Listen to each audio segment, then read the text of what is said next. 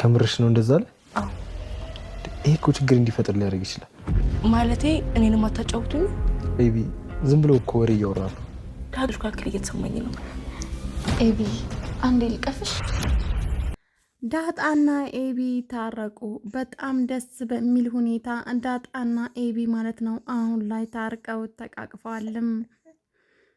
ሰላም ሰላም፣ ውድና የተከበራችሁ የየተንቢ ዩቲዩብ ተከታታዮች በያላችሁበት ዓለም ዳርቻ ሰላማችሁ ብዙ ትርፍ ይበልልኝ። ለቻናል አዲስ ሆናችሁ ላይክ፣ ሼር፣ ሰብስክራይብ ማድረጋችሁን እንዳትረሱ። ቀጥታ ወደ ዳጣ ድራማ ተመለስን። በስተመጨረሻም ኤቢና ዳጣ ታርቀው ተቃቅፈዋል። ከዚህ በፊት የሆነውን ነገር ሁሉ ረስተን ወደፊት እንጓዝን በማለትም ተነጋግረዋልም። በጣም እንግዲህ ያስደስታል። አቶ ደረጀም እንግዲህ የሁለት የእህትማማቾች ፍቅር አይቶ ማለት ነው በጣምም ደስ ብሎታልም።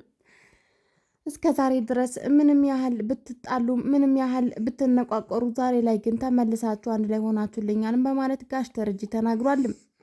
እናም እንግዲህ በመቀጠልም አንቺ እኮ በጣም ታስቸግርኛለሽም በማለት ወደ ክላሱ በመውሰድ አቶ ደረጀ ለኤቢ እንግዲህ ምክር ደግሷታል ማለት ነው። እባክሽን ዳጣን አታሰቃያት፣ ሰላምንም አታሰቃያት፣ ለልጅሽን አባት ማን ነው እያልሽ አትጠይቂያት ከዚህ በኋላ። ዳጣንም እንግዲህ አባትሽ እናትሽ ማን ናቸው እያልሽም እንግዲህ ሰውን አዛ አታድርጊ በማለትም አቶ ደረጀ እንግዲህ ለልጁን እንግዲህ ያለውን እንትን ተናግሯል ማለት ነው። ኤቢም እኔ እውነቱን ለማወቅ በመጣሬ ጥፋተኛ ነኝ ወይ የቱ ጋር ነው ጥፋቴ በማለትም ኤቢ ልታስተባብል በምትሞክርበት ጊዜ ነበረ አቶ ደረጀ እስከ ዛሬ ድረስ እኔ እየለፋሁበት የነበረውን ሁሉም ነገር መውጣት የለበትም፣ አንዳንድ ነገሮች ሚስጥር ሆነው የሚቀሩ ነገራቶችንም አሉ በማለትም ተናግሯታልም። እናም ከዚህ በኋላ ደግሞ ዳጣ አባትሽ እናትሽ ማን ነው በማለትም እንዳታስጨንቂያት በማለትም ከባድ ማስጠንቀቂያ ደርሷታል። በሌላኛው በኩል ደግሞ ውሃ ማለት ነው እናም እንግዲህ በጣም ግን በሚገርም ሁኔታ ናታንና ዳጣ አንድ ላይ በተኙበት ነበረ በባለፈው ክፍል ተኝተው የደረሰችው። እናም የዛኔ ግን ስሜቷ በጣም ተቀያይሯል።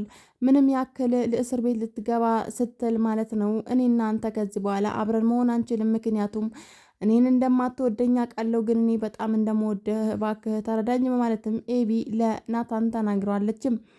ግን ደግሞ ዳጣ የናታን አልጋ ላይ ተኝታ በምታገኘው ጊዜ በጣምም ተናደደች። እንዴት እንደዚህ ሊሆን ይችላል? እኔ መወደድ ሰው አይደለሁም፣ እኔ በጣም የምጠላ ሰው ነኝ በማለትም እንግዲህ በጣም ተናዳለች። እኔ ከዚህ በፊት ምስንቴ ነው የናታን ክላስ አትግቢ ብዬ ተናገርኩሽም በማለትም ለዳጣን ጸጉሯን ንጭት ልታደርጋት ሳብ ስታደርጋት ነበረ ናታን ያስለቀቃት። እናም እኔ ነኝ የነገርኳት ወደ እኔ ክላስ ልትመጣም በማለትም ነበር ያስተባበለው። ግን በዚህኛው ክፍል ማለት ነው በዛሬው ክፍላችን ናታንም ውሃም ዳጣና ኤቢ ማለት ነው ለመታረቅም ችለዋል። በጣም ያስደስታል ይሄ ነገር ማለት ነው።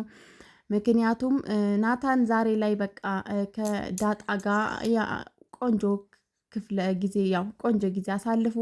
እኔ እንግዲህ ለአባቴ ወደ ውጭ ሀገር ላገኝ ብየዋለሁኝ። እናም አባቴ ባክን ወደ ውጭ ሀገር ከዚህ በኋላ መሄድ እፈልጋለሁ፣ እዛም እማራለሁኝ በማለትም እንግዲህ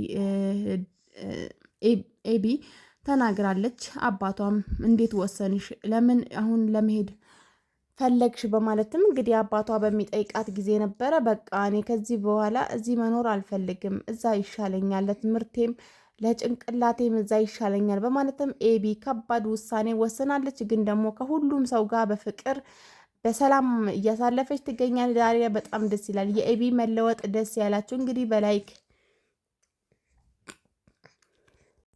የኤቢ መለወጥ እንግዲህ በድንገት ይሄንን ያስመለክታል። በእርግጥ ባርቆባት ነበር መሀል ላይ ናታንና ዳጣን ስታይ ተናዳ ነበር። ግን ደግሞ ተመልሳለች። እዚች ጋር ደግሞ ናታንና ዳጣን ይጋቡልና ወይም ጋሽ ደረጀ ይወቅ በቃ ይወቅ ትላላችሁ ማለት ነው። ምክንያቱም ለዳጣ ቀለበት ማድረግ አለበት፣ ምክንያቱም በጣም ፍቅራቸው እየጦፈ ስለሆነ ማለት ነው።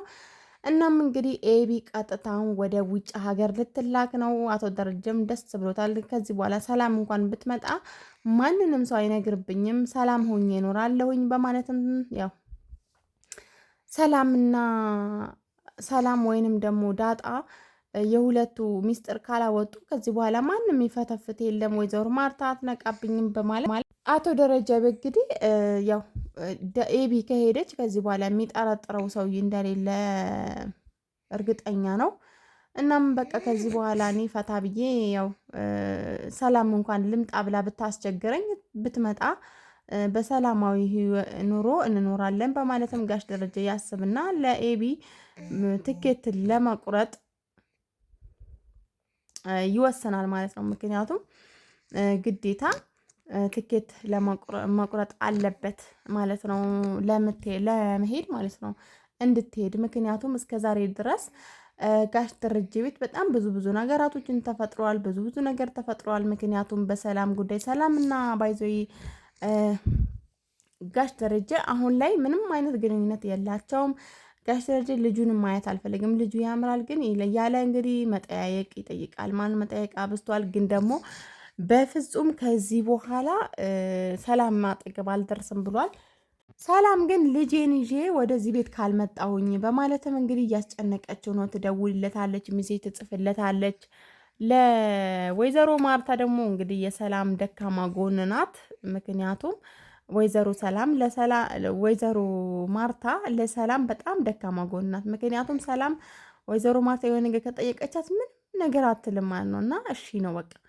እናም ወደዛ ቤት መመለስ አለብኝ፣ እሰራለሁኝ፣ ልጄም እዚህ ያድጋል በማለትም እንግዲህ እባክሽን እትዬ እንዳትተውኝ፣ እንዳትለቁኝ፣ ያለ እናንተ ማንም የለኝም በማለትም በማስተባበል እንግዲህ ሰላም በጣም እየበረታች ነው። ምክንያቱም የልጆቿን ሀብት ንብረት መካፈል ስላለባቸው እሷ ከዛ ቤት ከወጣች ጋሽ ደረጀ አላቅም ስለሚላት ግን አሁን በቃ አምኗል እና መያዝ አለብኝ እሱን በማለት ነው ሰላም ማለት ነው አሁን ላይ እዛ ቤት ካልገባሁ ብላ ሙጭኝ ብላ የያዘችው ማለት ነው። ውድ የተንቢ ዩቲዩብ ተከታታዮች በያላችሁበት ዓለም ዳርቻ ሰላማችሁ ይብዛልኝ። ላይክ፣ ሸር፣ ሰብስክራይብ በማድረግ እንግዲህ ይሄንን የዩቲዩብ ቻናል አበረታቱኝ ማለት ነው።